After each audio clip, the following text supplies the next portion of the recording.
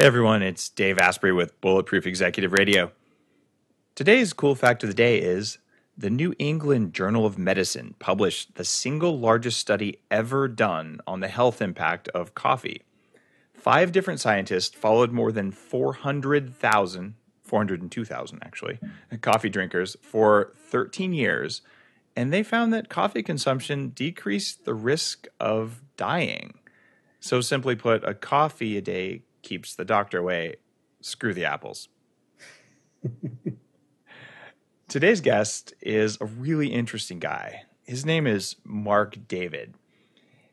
I met Marc at JJ Virgin's event, and I thought he'd just be a great guest because we haven't talked much about the psychology of eating. I focus so much on the physical side of food cravings with the Bulletproof diet and how if you address the things that cause the cravings, the psychology becomes less of an issue. But what if you still have the psychology? That's why Marc is on the show today to talk about it. Plus, he has about the coolest last name ever since it's my first name. So, hey, Marc David, welcome to the show. Thank you so much, Mr. Dave Asprey. Glad to be here. Now, you're the founder, director, and the main trainer for the Institute for the Psychology of Eating. You actually have a degree in that, a master's degree. You've trained at the Harvard Mind Body Medical Institute. You've written 2 best-selling books, The Slow Down Diet and Nourishing Wisdom, a mind-body approach to nutrition and well-being. And you've worked for like Johnson & Johnson and like big corporate companies. So tell me, what is the Institute for the Psychology of Eating and why did you start it? What a great question. I ask myself that every day. It's like having 5 unruly teenagers. You know, I started out in my journey as an absolute, unabashed nutrition fanatic, born out of my own birth experience of growing up asthmatic and allergic and just a sickly kid. And this was back in the 50s, early 60s when, I was raised on Fruit Loops and Kool-Aid and marshmallow fluff and Velveeta cheese. Talk about unbulletproof diet. Yeah. And, at around the age of 5, no kidding, I heard a rumor that fruits and vegetables were good for you. Asked my mother to buy some, ate them. Coincidence or not, my health started changing. Made this magical connection that food impacted my body. And, that led me on a journey into the nutrition field. Really back in the late 70s, there wasn't a lot of us doing this. And I kind of discovered at some point that no matter how smart and sharp my clients were, no matter what I would tell them about what to eat and what not to eat, they'd often come back and say, I couldn't do it. I noticed that so many clients, I would do what was the right thing, whether it was for digestion or fatigue or for mood or for weight, and didn't always work. So I started wondering what the heck about the mind of the eater and the psyche of the eater. How do we help people do what they say they want to do? And more to the point, is the mind impacting the body? Does the mind indeed impact nutritional metabolism when it comes to digestion, assimilation, calorie burning, all of that? So I started my own educational journey. There wasn't a lot to read about it in those days. And sort of life was telling me, if you want to read a book on this, you got to write it yourself. You got to learn it. So that started my journey. And many moons later, when the body of work developed, and you know what that's like, your own personal journey leads you to study. And at some point, there's something to offer back to the world. So I have a long, crazy education in psychology and nutrition and the health profession. So the Institute for the Psychology of Eating was formed as a way for me to get what I consider an interesting body of work out there. So we train people to be eating psychology coaches. We teach the public. And I'm guessing we're going to dive into some of what the material is pretty soon. That's the short answer, my friend. Oh, that's a great answer because you had that same personal struggle that so many people who are in we'll call it the health information field. It's kind of a new career for me. I'm a hardcore tech guy from Silicon Valley. Was there in the room when we built cloud computing, and it's just it's so weird to me to realize that the stuff I did out of self-interest, really. I was really sick. And I was 300 pounds and all of that. And all of a sudden, the journey of recovering from that and working with an anti-aging nonprofit led me down the same path. But you actually went and you got an official degree in it. So how did you find a degree in psychology of eating? Like, did you make it up yourself? Is it one of those like self-guided things? Well, yes and no. The way I found it was I started looking all around the country for a psychology program, and I wanted to do a master's or a PhD that had anything to do with eating psychology. There was none. There's a wonderful school, a state school in California called Sonoma State University that still does, and at the time had a very, let's call it a liberal graduate psychology program, and they agreed to give me a nice big scholarship and let me invent a master's degree in eating psychology.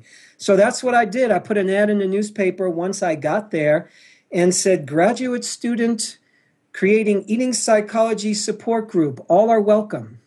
And this was back in the day when there wasn't any internet, so it was literally print in a newspaper. I was shocked that 25 people answered. Who responded was probably 10 of the biggest people I've ever seen. I'm going to use the F word, fat. Who responded as well was about 5 clinical anorexics. Wow. 3 bulimics. There was 1 male in the mix. There was 1 professional model actress who had the typical Hollywood good looks, and maybe about 6 or 7 middle-aged women who you and I might look at and say, they look good to me, who hated their bodies and thought they had a ton of weight to lose. So over the course of 2 years, they in part were my laboratory and learned a lot on the job. And today you don't see clients, but you train practitioners to see clients. What's a typical curriculum to train someone about the psychology of eating versus eat this, don't eat that kind of stuff? Well, I don't see clients anymore. I cut my teeth on arguably thousands and thousands of client hours. So essentially, I think in the big picture, eating psychology, or the field that I've originated, dynamic eating psychology, looks at our relationship with food as a doorway to wherever. So a lot of people have eating issues, binge eating, emotional eating, overeating, weight challenges. And instead of looking at these things as the enemy to attack, which is what most people tend to view, instead of looking at extra weight as you poor willpower weakling, you loser, what's your problem, what's your issue? We're going to walk through the doorway called extra weight, called binge eating, and see where it takes us. So if you were my client back then, I might have discovered, wow, Dave is disembodied. He's not present. He's not in his body. He's somewhere else. He's not paying attention. He needs to get in. Your extra weight might have been a beautiful gift from the universe, a divine symptom that's kind of raising its hand and saying, hey, something's up. So that led you to the path you're on now. So in essence, eating psychology, the way I look at it, view it, teach it, it's a positive experience. So said it another way, food is a great teacher. Our relationship with food is a great teacher. And like any great teacher, let's listen up. Let's see what teacher is telling us. Another way to say that, and this comes from the ancient Greeks, this comes from the mystic tradition of, Jews, Kabbalah, mystic Christians. They said every symptom was a whispering from your guardian angel. Every unwanted habit, every disease is trying to tell you something. And if we listen to the message, it has a chance to unwind itself and leave. And if we don't listen to the message, the angel blasts its horn a little louder. So as an example, if somebody comes in to see me as we train our practitioners and they have fatigue, the first move, the first thought is, great, you have this fascinating symptom called fatigue. Yeah, we're going to look at the nutritional pieces. Yeah, we're going to look at what's going on metabolically, health-wise, but we're also going to look at how is this a gift? What's it saying? Honestly, I've never met a person who had fatigue who on some level didn't need it. It's like forced vacation. So eating psychology is like diving into the depth of the symptom, listening to it, letting it sit at the table, welcoming it on its own terms. My own fatigue, I've gone through chronic fatigue. It stopped me. It paused me. It got me out of New York City. It put me in bed. It made me look at my life, my relationship, my then marriage, you name it. It made me say, I think something has to change. So that's kind of the first big answer to your question, that eating psychology kind of gives the client a big hug and says, whatever challenge you're facing has a correctness to it. It has a rightness to it. Let's take away the judgment. Let's find the gold in it. If I wanted to tell this line of reasoning or this approach to, say, a computer software programmer, how do I translate the softer concepts you're describing into something that, when you say you're not in your body, or you're not here, what does that mean to a guy who's maybe a little bit skeptical and extremely rational? Like, how do you cross that divide? Honestly, part of it is somebody has to even want to potentially maybe cross that divide. There has to be a compelling reason. So would I start to talk about these concepts to that person you just mentioned if I met him at a party and wanted to impress him or her? Absolutely not. But if that person said to me, oh, wow, you're in the nutrition and eating psychology field, I've been trying to lose this 25 pounds. It just doesn't come off no matter what I do. Or, I have these digestive issues and I went and I got a full battery of GI tests and the doctor tells me nothing is wrong. So usually I need an opening. There has to be a complaint, quite frankly, because honestly, if I'm making enough money and having enough of the goodies that a guy wants in life, I'm not going to pay attention necessarily. Sometimes life has to grab us life has to grab us and shake us a little to want to change. So I'm imagining you in your journey at some point, you were more open, vulnerable, willing to kind of dive in and say, what else? So there has to be a complaint, quite frankly. Otherwise, I won't even engage in the conversation, really. Okay, so you pick your target pretty well. That's the secret. Bingo. And it's funny because I work with CEOs and really high performance people. In fact, I can tell you my own experience. It was really tough when someone said, Dave, you're not in your body. I'm like, it looks like I'm here to me. Like, we don't even speak the same language here. And, and then I realized after a while, like, oh wait, there is like something. And I had a woman working with me, and she said, no, like that feeling, that thing in your stomach, that actually is an emotion. And I was like, oh, I guess I should pay more attention, because all I did was like, that hurts or that doesn't hurt. That was kind of a binary setting.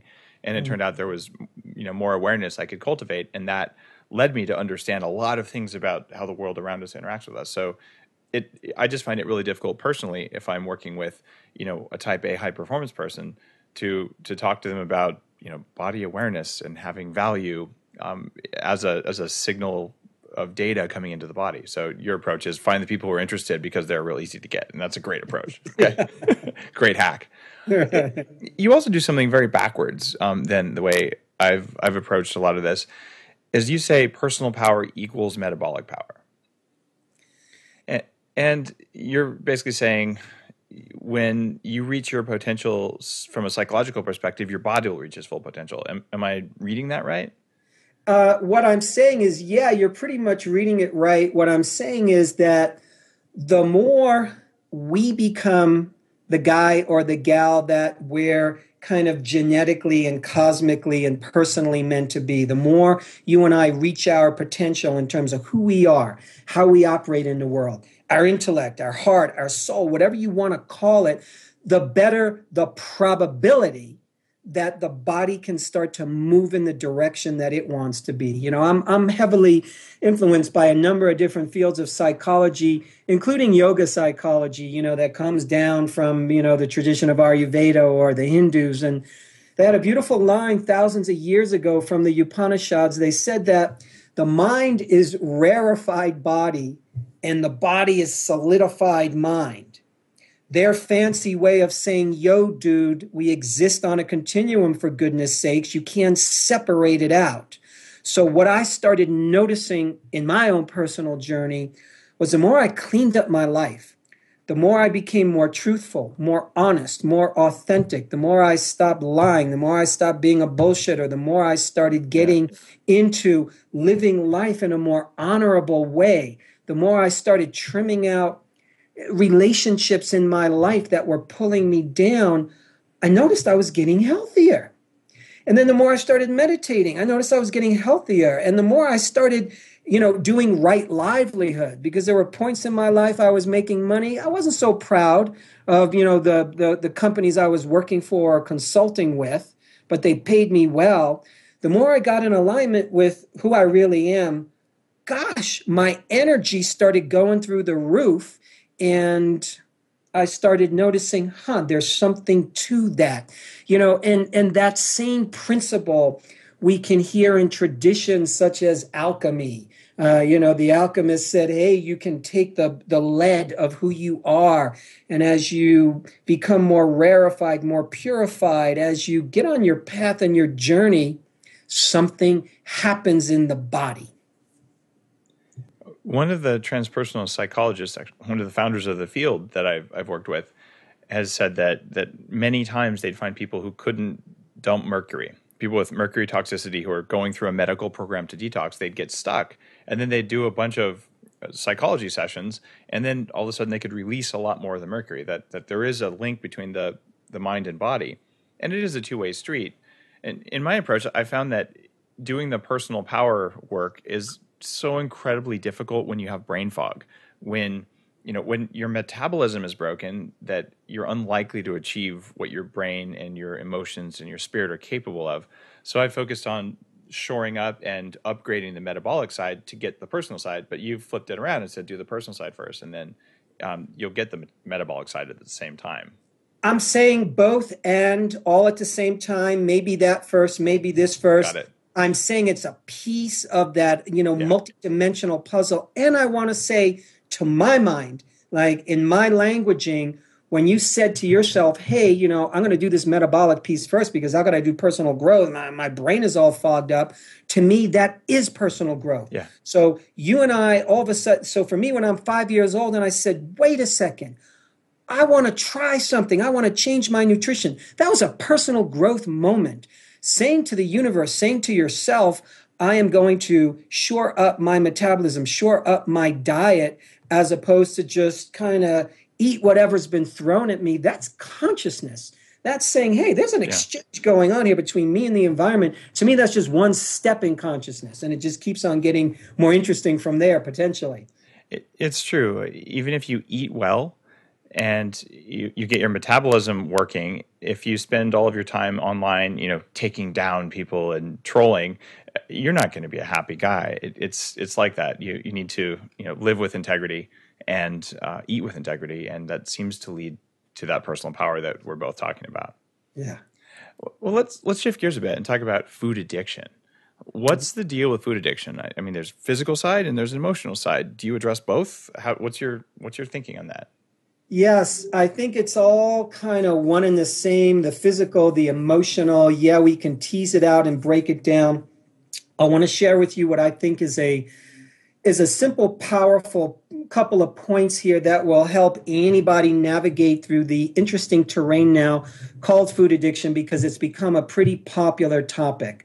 What I want to postulate or suggest here is that, yes, humans can get addicted to specific foods and substances. So if we look in the food realm, one can very much have a powerful addiction to sugar. That is a specific substance.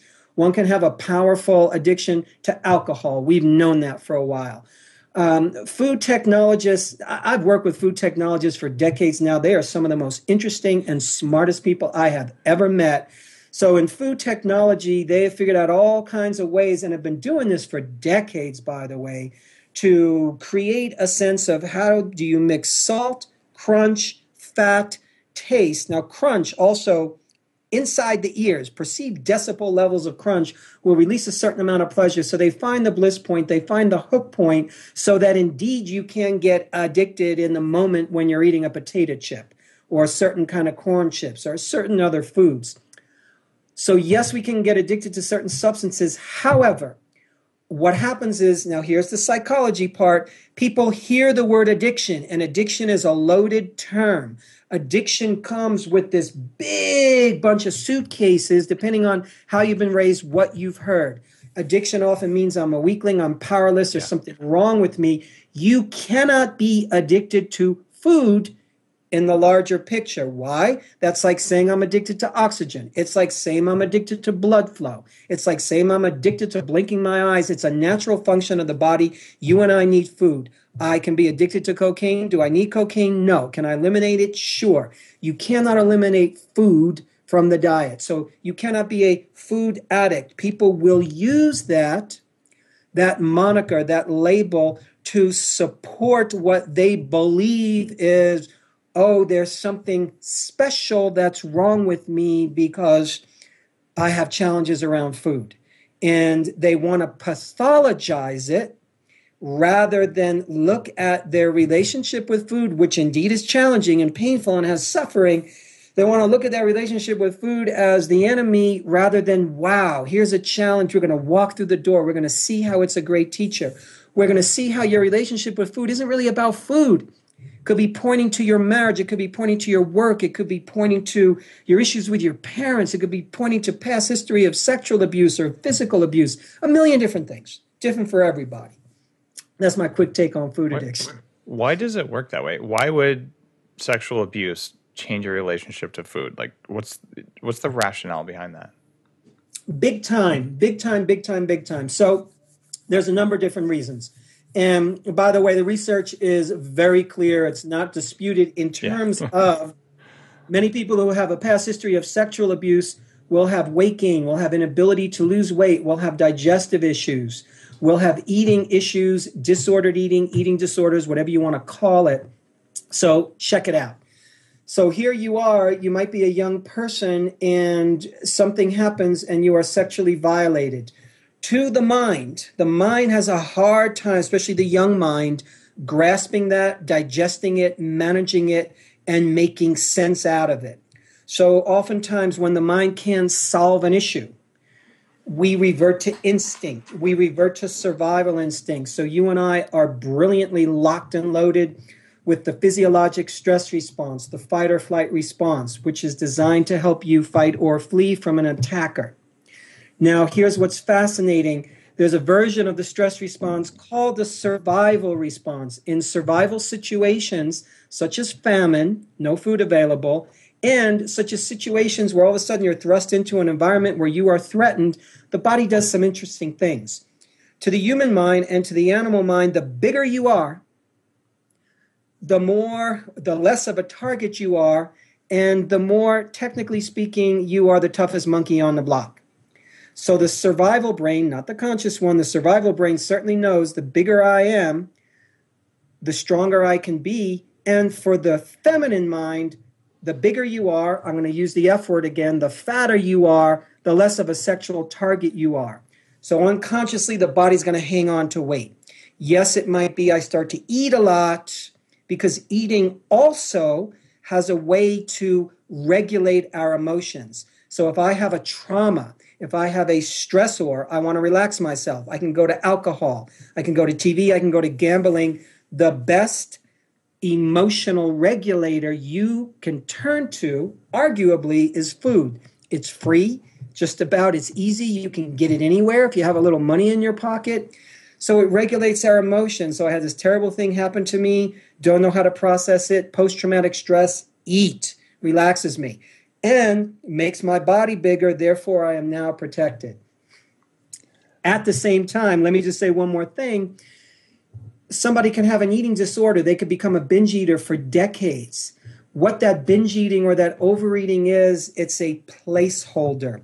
You know, when you study characters like Carl Jung, he'll talk about the psyche and how it's a playground, how it's symbolic. So the mind works symbolically. If I can't work my life out over here, I'm going to work it out here with food. If I can't control my life and the people around me and all the nutty stuff here, I can certainly control my eating, or I can use my eating to play out, to act out what's going on inside me, out of control, despair, upset.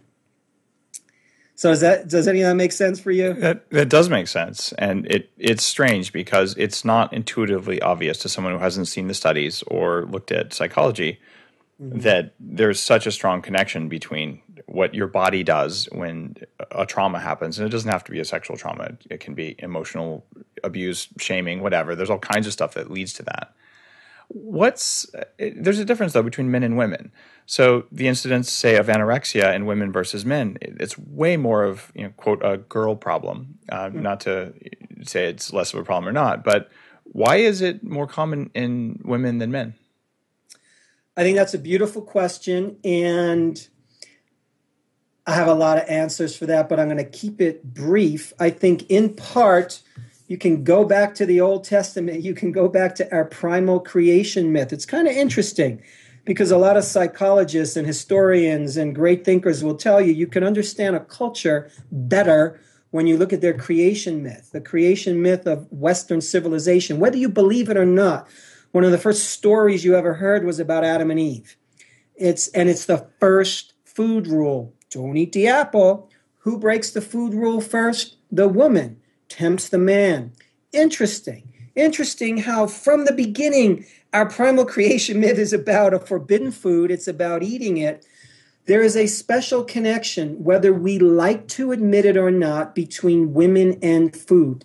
The female of the species is the biological nourisher. She carries the gestating child. She is feeding it through a tube going into the child's belly. That kid pops out. She is feeding it with breast milk. Mother and infant are genetically bonded for eons of time. We have that wired into the system that women and food have a unique connection, plain and simple. Fast forward to modern times, we are in a lot of information overload. We're in an information war. There's a lot of fascinating concepts that are hurling at us from the time we pop out of the womb. And there's a lot of concepts and a lot of memes, a lot of toxic beliefs that are hurled at women. When the feminine mind in women, the feminine mind in men is particularly vulnerable to criticism about beauty and about the body. Just is. What is it about anorexia in men particularly that's different than in women? Like, are some of these bodybuilders potentially like male anorexics? Is that happening, or what's your take on that? Because I always thought, I'm number one, I'm in awe of the guys who can, weigh 350 pounds of solid muscle, super lean and ripped. And I'm like, that's cool. And it's an achievement. At the same time, like, a lot of those guys die in their 50s. And like, can you talk about the psychology of bodybuilding versus anorexia? Is there some overlap there, or am I just out on a limb here? Yes, you're out on a limb, but I love the limb, and I think it's a great limb. And in a lot of ways, I'm making generalizations here. By the way, anorexia amongst males is increasing. It is still massively more prevalent in females. For many years, I have viewed anorexia more as the feminine eating disorder. And for many men, not all, who get heavily into the bodybuilding universe, sort of the weightlifting, bodybuilding, almost hyper, testosterone-induced, taking the steroids kind of bodybuilding is a reverse eating disorder for men. Women are taught the more I shrink my body, the more attractive I am. So we get the message through culture that skinny and pretty equals desirable equals you will be loved. So if I am not secure in myself, weighing 150 or 140 or 130 or 120 if I'm a woman, the world seems to be telling me that if I could just get even skinnier and then even skinnier, that somehow I will be loved and I will be adored, because look at all these skinny models who get all the attention. Now, what are men told, for goodness sakes? I grew up with comic books. I grew up with Spider-Man and Iron Man and all these dudes, and man, they're big. So wow, if I can only be big, then I'm the man. And, I didn't notice this because when I first, and I'm a little guy, I'm 5'8", and, I was a football player when I was in high school. I was one of those like small, fast running backs. And when I first started going to Gold's Gym when I lived in California, and I saw these huge guys, I was shocked when I started noticing that they were extremely insecure, that I was often the most secure guy in the gym. I thought they would be way more kind of grounded and just way more self-assured than I would be. And it was a stunning realization. So oftentimes, to me, what this teaches us, it doesn't matter what the body looks like. I bet you've met a lot of people, let's say women, who had all the Hollywood good looks, who still didn't feel good about how they looked and were still upset about their body. Likewise with men. So the looks mean nothing, but we attach ourselves to this goal of, well, if I become this, either skinny for a woman, bulky for a guy, then I'm going to have it all.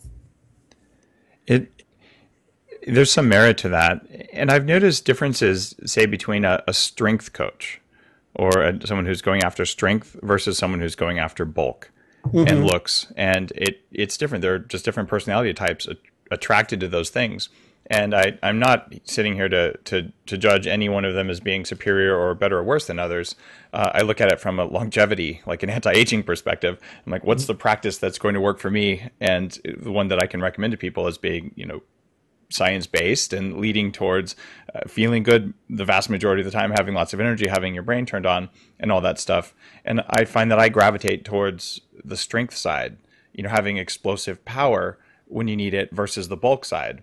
That said, I wouldn't like it if I walked around with, super scrawny arms, and I outright reject the anti-aging, starve yourself to live forever approach, which is pretty far out there. Any psychology interpretations on the extreme caloric restriction in terms of living very long periods of time? Yes. It's this ethic, this understanding, this belief comes from numerous animal studies, rats, mice that have, probably started back early as the 1930s. And it's an oft repeated experiment. You'll see different results over the years. Here's what I want to say about that. I think in part there's a little bit of inaccuracy in the research, and I'm going to tell you what I mean. In the animal models, here they are. They will calorically restrict lab rats, lab mice. In certain studies, they've used primates. You look at the normal rat laboratory diet, the mice laboratory diet, the primate laboratory diet. I've worked in scientific labs. Purina makes the food. It's essentially junk food for animals. It's not their natural food. So when you cut down their food, you're essentially cutting down junk food. So if you were on a pure junk food diet right now, and let's say it was 3,500 calories of junk food a day, I guarantee you, if I cut it down to half that amount of calories, same junk food, you would be healthier, you would have less weight, and you'd probably live longer. So in animal studies, kind of what's happened is they don't take into effect the freaking quality of the food. It drives me crazy. It drives me absolutely crazy because they feed animals animal junk food. It's the equivalent of animal junk food. So next, in terms of human studies, have we seen this borne out? Not quite. What's fascinating, and viewers, listeners, Google obesity paradox right now. Scientists have known about this for a couple of decades. It's a black eye in the face of obesity and weight, because the obesity paradox is essentially saying that within a certain range of being overweight, those overweight people are slightly longer lived than their lesser weight counterparts. It's a mind bender. It's an absolute mind bender. Scientists hate this because we have an immune response to this thing called extra weight. We are so fat phobic that it colors our intellect, it colors our scientific thinking. You Google health at every size, you'll see fascinating research that states the other piece of, the research about if you're overweight, if you're in either end of the spectrum, either end of the bell curve, extremely obese or extremely skinny, expect to have a shorter lifespan, expect to have more health challenges. Once you get slapped in the middle, it's a weird zone. So what happens is people are using weight and weight alone as the health measure. And what about percent body fat and percent muscle tissue? What about let's look at your metabolic parameters. Let's take a blood test. Let's see what's going on. Let's look at your emotional health. As far back as about 30 years ago, studies done looking at Zulu and Bantu women in Africa. These are some big women. And they have a lower rate of diabetes, heart disease, blood pressure, and a longer lifespan than their American counterparts who weigh the same. Then you take those women, those Zulu and Bantu women, they come to this country, they come to the United States of America, excuse me, and then you'll start to notice diabetes, heart disease, blood pressure, start to shoot up. Interesting. So there's other factors that we don't always look at because the scientific mind is very biased towards certain measurements. Quite frankly, there's certain things we can't measure. You can't measure love, but for goodness sakes, we might agree that it exists. You can't measure personal passion or commitment, but we know it exists. To me, these things impact our health, impact our weight even. I've seen it. You can only observe it sometimes. Yeah, that's why I talk about the bulletproof state of high performance. And there's a state, and it's maybe the same as a flow state. I had a really influential discussion with Stephen Kotler about that. And whatever you want to call it, there's some state you're in where you're like, wow, I feel really good and I feel passion. And I think you're going to live longer if you spend more time in that. But getting there requires kind of a careful dance. And it is harder to get there if you're 300 pounds like I used to be. And I've never been 3% body fat, but understanding what I understand, I don't think I want to be at that level either. So like you're saying, somewhere in the middle, 15, even 20%, as long as it's in the right places and your blood panels look good. It seems like that middle path is the one that's going to lead to the most energy and the most longevity. And the problem is we don't have all the science. But there's a question I want to ask you because I'm fascinated by this. Chewing and crunching as related to inborn aggression. Mm-hmm. So, okay, you've actually written about this recently. What's the deal with chewing and crunching and aggression? So there's a term that scientists will use and evolutionary biologists will use, the kind of characters who study this weird arcane stuff, which I actually find a little fascinating. The term is used, dental aggression. And you could see this most basically if you go to a zoo and you look at a poor lion in a cage and the zookeeper throws the lion a nice big piece of meat. That lion just doesn't sit there and eat. Oh, actually, after a bunch of years it will, but for the first handful of years it will attack that piece of meat. Lion's not stupid. It knows the meat is dead. It will ravenously tear it up because there's an evolutionary energy that for animals and for humans comes through the jaw. The jaw is what most creatures will eat you with. When your dog wants to let you know, sorry, Dave, I don't like what you're doing, it's going to jaw you. It's going to show you, I got teeth, I got a jaw. You make that jaw big and tough to show aggression, to show I can hurt you. So what happens is there's a certain resolution of aggressive energy when that lion tears at the piece of meat, because we have an aggressive nature in us from the instinctive animal level. So the lion has an instinctive animal aggression. It ain't angry. When a lion rips apart, a springbok, that's the African equivalent of a deer, it doesn't rip apart the deer because it hates it. Quite the opposite. It loves it. But it has this aggressive energy. Now, you and I as humans, we build up a little aggression. I had a rough day at work. Some guy cut me off. Some guy grabbed my parking space. They shortchanged me at the supermarket. And we have aggression. We work out our aggression in different ways. Some people like to work out their aggression through exercise. I love that way. A lot of people work out their aggression unknowingly through chewing. We chew gum. The football coach constantly chewing. You always see them on the sidelines just about ready to tear something apart. Okay. Totally. They don't have their act together. They're not a cool, calm customer. They are so nervous. They are so angry. They are so aggressive that the gum chewing helps regulate their experience so they can continue on and make good decisions. So a lot of times if we are not aware, what we will do is we will use crunch as a way to release aggression. I'm not saying that's bad. It becomes challenging when we start to get attached to it. So years ago, Lay's Potato Chip was the first company really to capitalize on this. Way back in the 1970s, they created this apparatus where you could measure the perceived decibel level in your ear when you ate a chip, and they were able to find the pleasure point of perceived sound in your ears depending on the level of crunch. They standardized their potato chips to a certain crunch level, and then they aimed a commercial at you and said nobody could eat just one because you're going to love how this sounds, feels in your mouth. So we want to release that aggression. The jaw does that, and there's a pleasure in it. There's a pleasure when we release energy, any kind of energy that's bottled up in the system.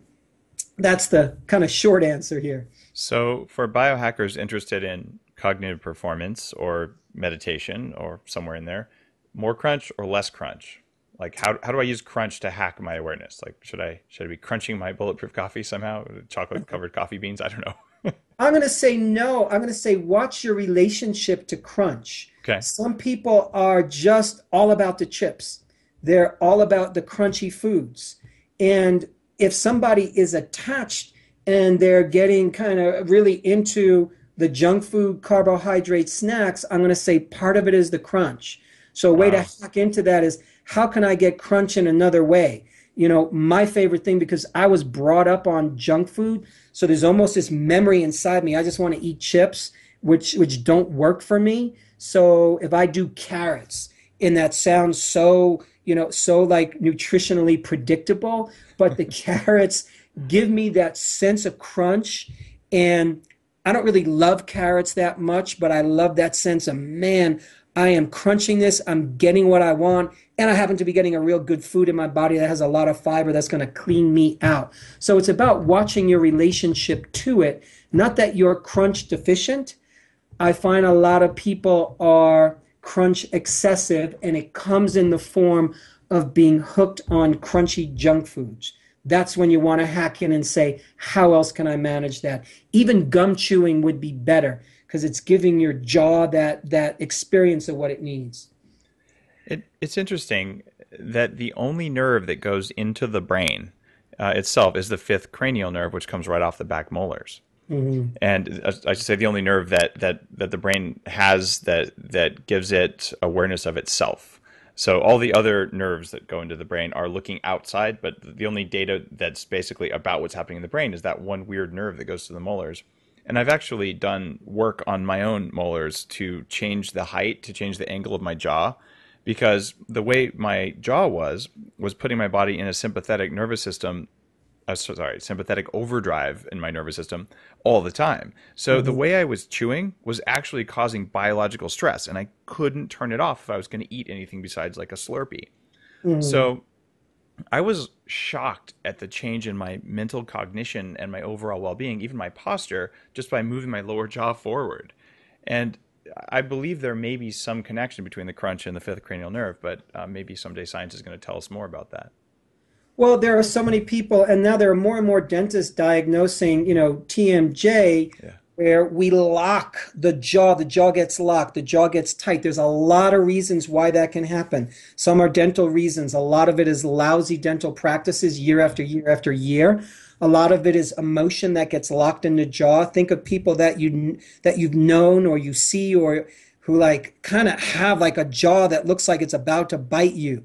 That's anger that's not getting expressed. So then when you eat, it's actually, as you say, it's reproducing once again that sympathetic dominance. So one of the brilliant maneuvers that we can do, one of the hacks you can do that's real simple and real easy, is to eat slowly.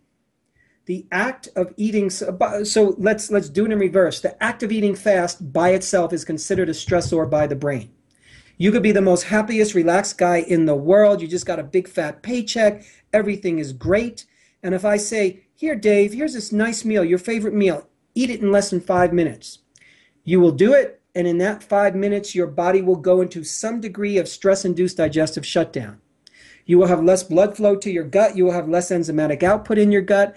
And what that means, you will also have decreased nutrient assimilation, which means increased nutrient excretion, simply because your body is shifted towards sympathetic nervous system dominance because the stressor of eating too fast has hit your nervous system. Why is eating too fast a stressor? Well, kind of how we're designed. The dietitians figured this out a while ago through a bunch of research, that it takes the body, it takes the brain, approximately 20 minutes to realize it's full. Now, really what that means is that it takes the brain, head brain and gut brain, you have a separate yet interconnected nervous system in your gut called the enteric nervous system.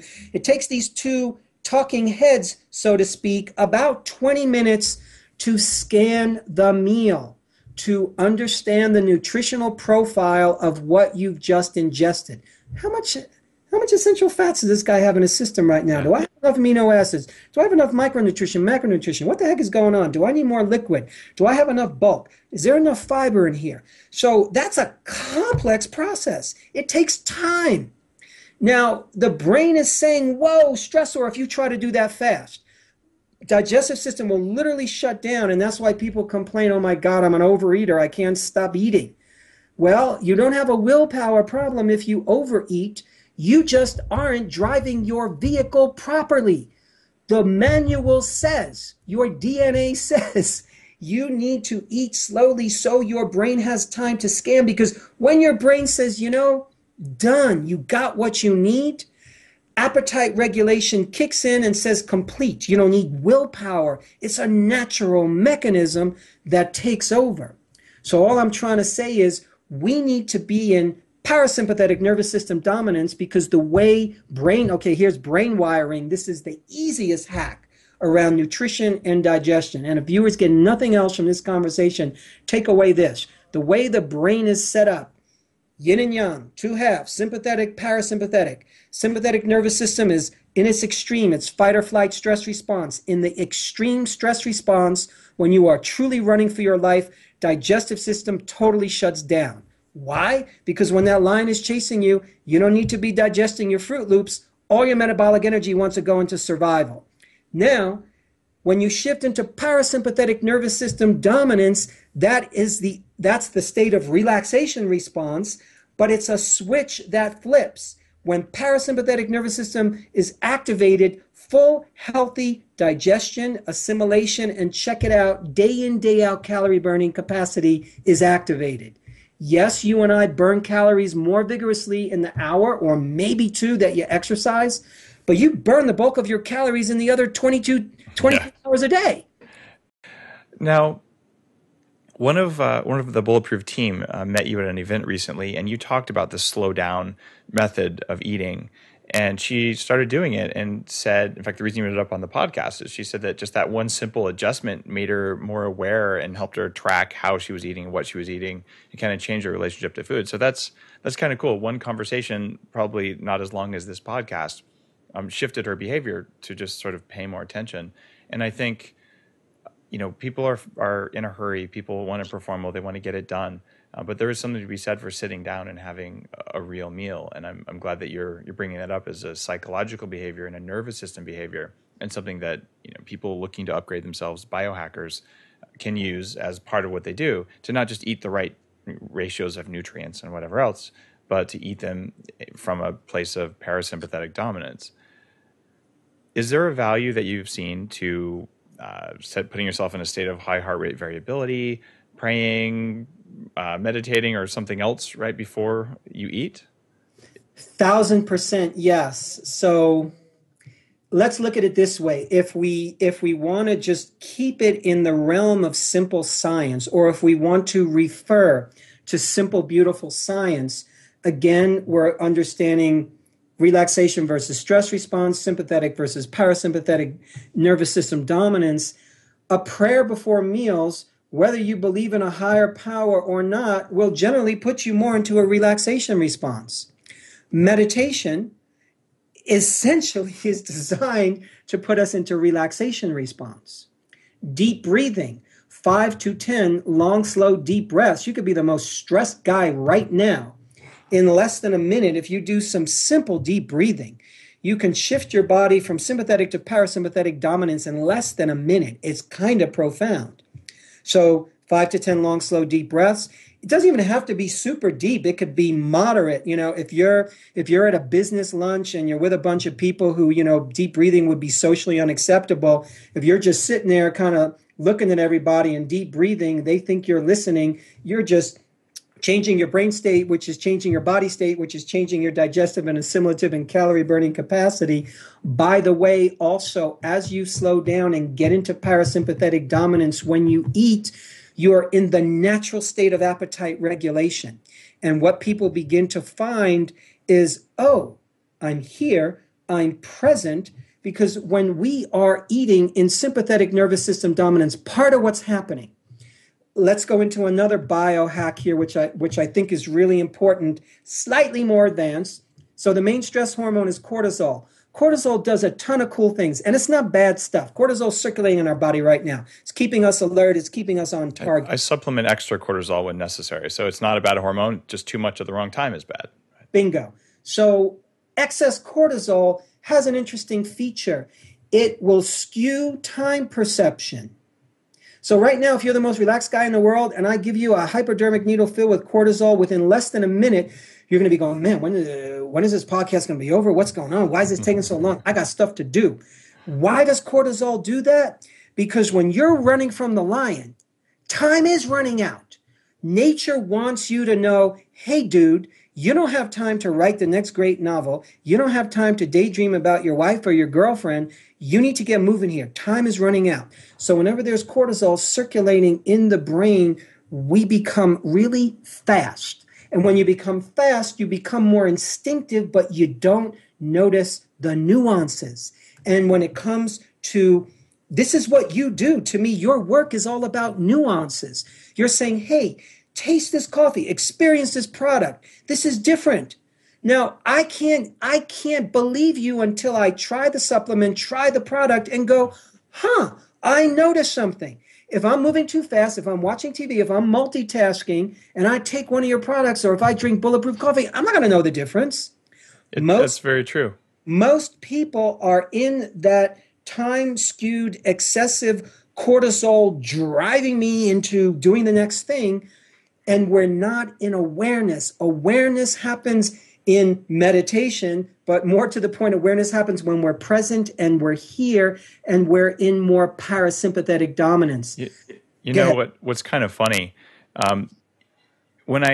Before I created the bean process, the upgraded Bulletproof process for making the coffee beans, I did the 40 years of Zen training, which really developed incredibly focused awareness powers.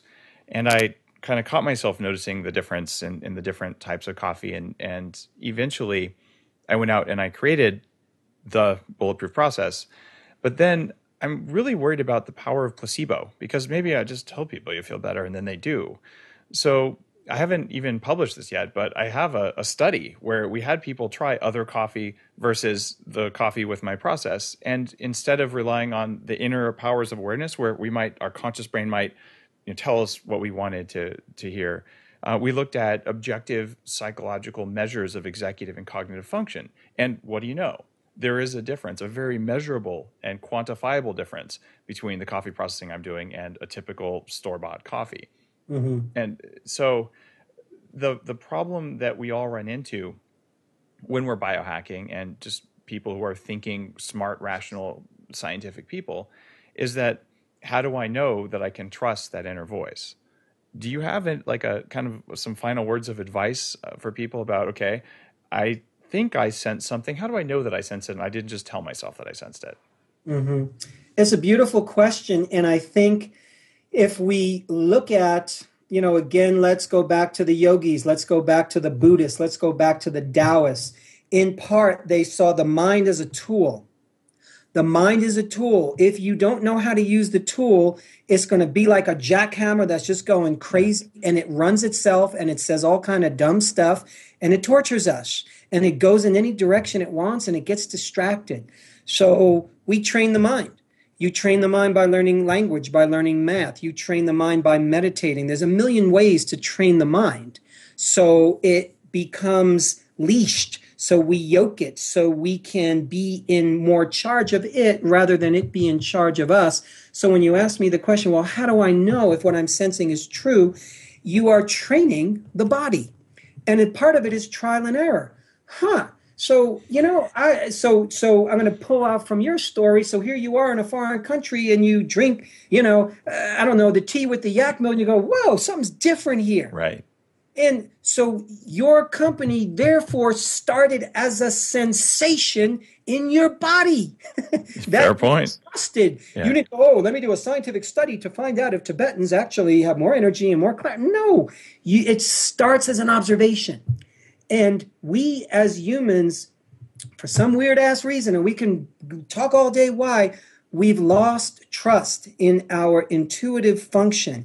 And at the end of the day, it is a PhD skill to be able to, let's say, hear information and discern if I'm going to follow that information. It's a PhD skill to take in food and notice, how does this make me feel? Wow, I don't feel so good. I don't know if I want to eat that again. Wow, I took this supplement. I feel better. It's a practice. Like Zen meditating, you notice and you notice and you notice, how do I feel right now based on what I ate then? How's my energy? How's my thinking? And we begin to refine ourselves, because refinement is the name of the game. Whether you want to make more money, no matter what you want to get better at, it's refinement, it's practice, it's skill.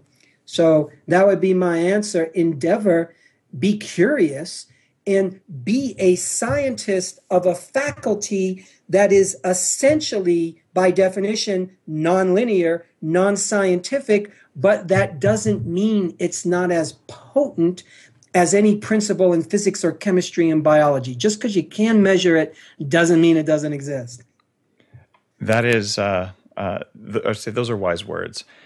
And I'm looking for a few more of them, because our final question on all the podcasts is, what are your top 3 recommendations for people who want to perform better in all walks of life? So it doesn't have to be from Institute for the Psychology of Eating, just what you've learned walking your life's path, the top 3 recommendations people should know.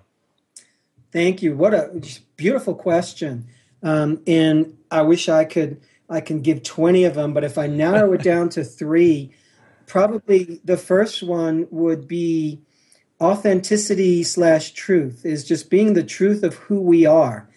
I think what I've noticed is, I notice this in my own life, and I notice this in friends, loved ones, clients, students, whoever. We're often conditioned to be a good boy, be a good girl, do this, do that. Here's what you're supposed to think, act. Here's what your sexuality is supposed to look like. Here's what you're supposed to eat. Here's your career path. And who am I actually really if I was expressing myself? Do I dare say the truth of who I am? Do I dare be who I'm being compelled to be, what feels like it's just growing out of me, but I'm trying to suppress it because you might not like me if I say what I really want to say? I might lose my friends. I might lose my partner. I might lose everything. I might lose my job. And I might be dangerous to people. So authenticity, to me, is great power. And it's great power on all levels when we live the truth of who we are. Next, I would say that we got to bring love into the equation, and more the kind that's slightly less conditional. So, I love people, and I love my partner, and I love my relatives and friends. And sometimes, I want something back. And we tend to put a lot of conditions on love. I will love you if.